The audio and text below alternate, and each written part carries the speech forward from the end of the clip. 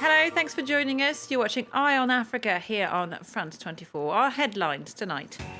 Another of the Chibok schoolgirls has been found alive. Her family confirming the news to France 24. She's the 23rd kidnapped Chibok schoolgirl taken by Boko Haram in April 2014 to be discovered or rescued. There's a supply crisis brewing in North Kivu in the Democratic Republic of Congo. A vital supply road has been cut off for days now following a bridge collapse in the volatile province. And as world sales of vinyl records hit a 25-year high, we take a sound check with a Kenyan DJ whose collection is drawing music fans to his stall in Nairobi. Thanks for being with us. I'm Catherine Norris-Trent. First, the Nigerian army says it has found another of the missing Chibok schoolgirls kidnapped nearly 3 years ago by Boko Haram. An army spokesman said the girl was discovered alive along with her 6-month-old baby in the northern Nigerian town of Damboa. This news has been confirmed now by the girl's family. She, therefore, is the 23rd of the Chibok schoolgirls to be found alive. Nearly 300 young women were captured by the Islamist militant group, kidnapped back in April 2014. Well, let's get more now from Nigeria. Here's journalist Boko Haram in Abuja, but he's from Chibok and recently returned from a trip there. Here's the information he has. According to what the parents said, that she was found somewhere in bush close to Askira Uba, in between Chibok and Askira Uba. So, and that her name is Rakia Gali Mulima, not Abubakar, as it was said earlier. So that's much I have at the moment. OK, more broadly, let's talk about the Nigerian army's fight against Boko Haram. President Buhari, a few weeks ago, declared that the militants had been crushed. Is that really the case? Actually, I can't say they have been crushed, as the president has said, because I have told you earlier that I was in Chibok, and Chibok, actually, people are still very much afraid, especially during the Christmas period.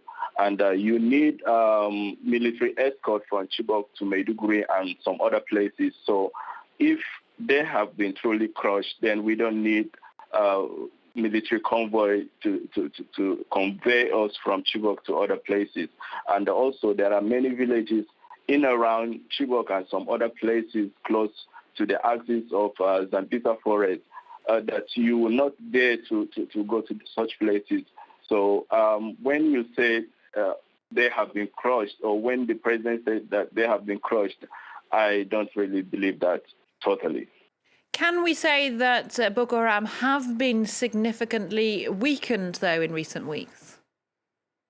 Well, to that one, I can say yes. To some extent, they have been reduced because couple of months ago, we cannot sleep. When I was there in Chibok, I could not sleep actually. So we have to delegate some people to stay overnight to watch while some other people take sleep for a night. So, but comparing to this, my stay recently in Chibok, actually people sleep though.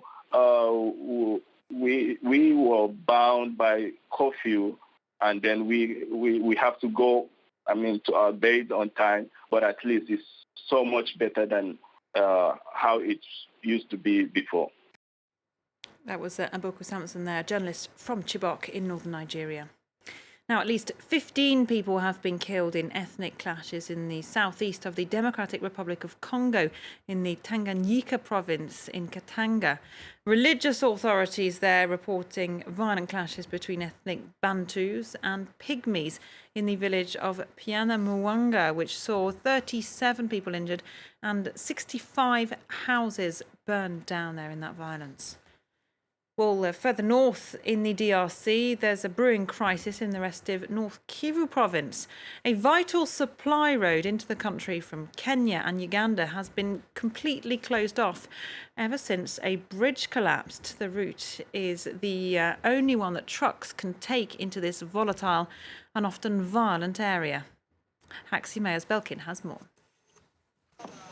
Since the collapse of the Semliki Bridge, the city of Beni is cut off from the world. Everything that comes in here is from neighbouring countries, and it's this bridge and that road that connect us to these countries.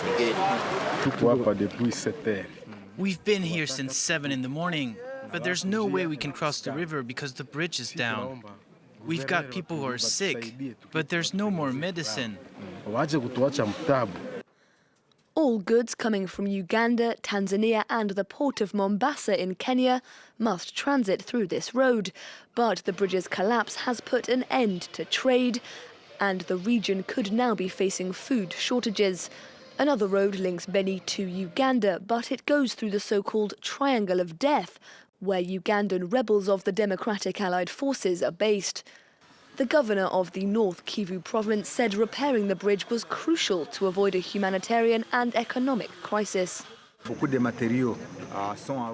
Construction materials are on their way to Beni, and I can assure you that, with the help of our engineers, the bridge will be fixed in under 15 days. The collapse didn't come as a surprise for many locals. When he visited in August, President Joseph Kabila said the bridge, which was built under Belgian colonial rule, needed to be renovated. Moroccan police have taken action against protesters in the northern town of Al Hoceima, dispersing a sit-in in the main square there and chasing away dozens of demonstrators.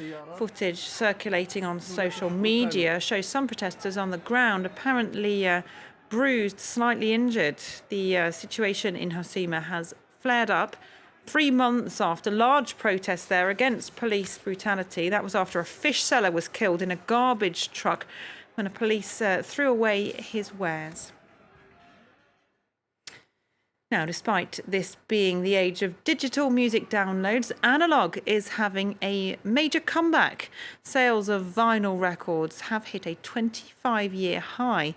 Legendary DJ Jimmy Rugami has been passionate about vinyl since the 1980s, and now his unique collection has African music fans flocking to his stall. Take a look.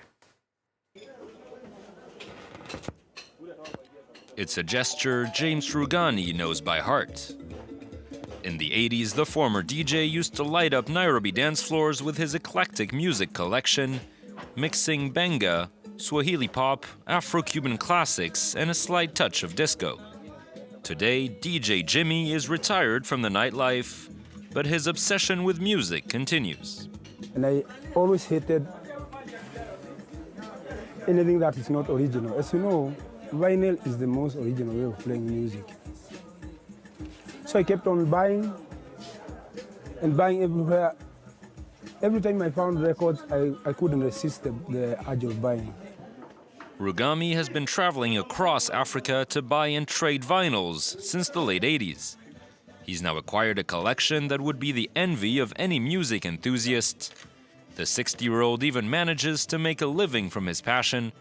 He now sells records out of a small stall, hidden in a Nairobi meat market. As you can see today, all music shops are kind of closed. It's because of technology which we can't fight. Because you guys only download music from the internet and you don't buy anymore. James Rugani's business may yet have a future. The former DJ says he's noticed a rekindling of love for old music among Nigerian youths. And in 2015, global vinyl sales reached their highest level in 20 years. Well, that's it for tonight's Eye on Africa. Do join us again next time. Meanwhile, stay tuned for more international news here on France 24.